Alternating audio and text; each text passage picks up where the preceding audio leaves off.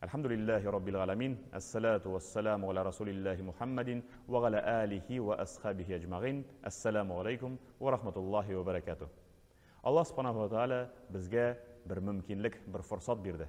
Bu dunyoga kelib, bu dunyoda turmushimizni olib borib, Alloh taolaning rizalığına erishishga bir mümkinlik berdi.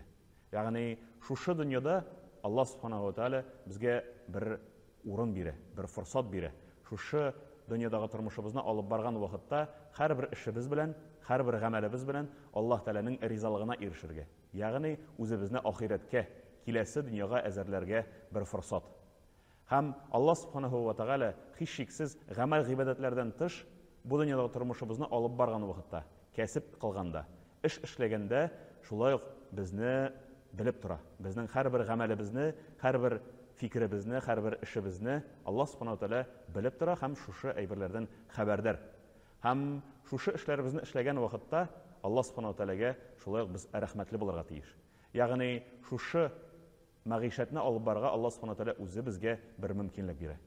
Ishlar, amallar, nindidir vazifalar, darajalar hammasida Allah subhanahu wa ta'ala tarafidan bizga berildi.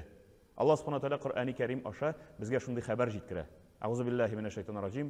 Nahnu qasamna baynahum ma'ishatahum fil hayatid dunya. Ya'ni sizning shu kasblaringizni biz belgilab qo'yamiz deydi. Davom etib Allah subhanahu wa ta'ala shulay darajalarni da biz belgilaymiz deydi. Biz sizga shu darajalarni, mollarni beramiz, ham endi o'zimiz belgilab qo'yamiz. Kimgadir ko'proq, kimgadir azroq, kimningdir darajasi yuqoriroq, kimnikidir tubanroq.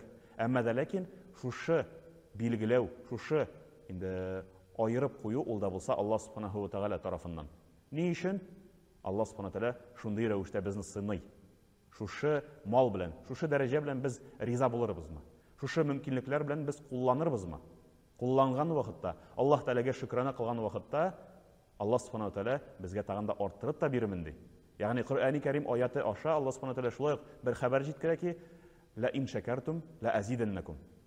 Kimda kim shu men bergan ne'matlarga shukrona qila, kimda kim Alloh taolo bilan rizo bo'laki, shularning mumkinliklarini, shularning mollarini, shularning darajalarini Allah subhanahu wa ta'ala o'zi orttirmindi.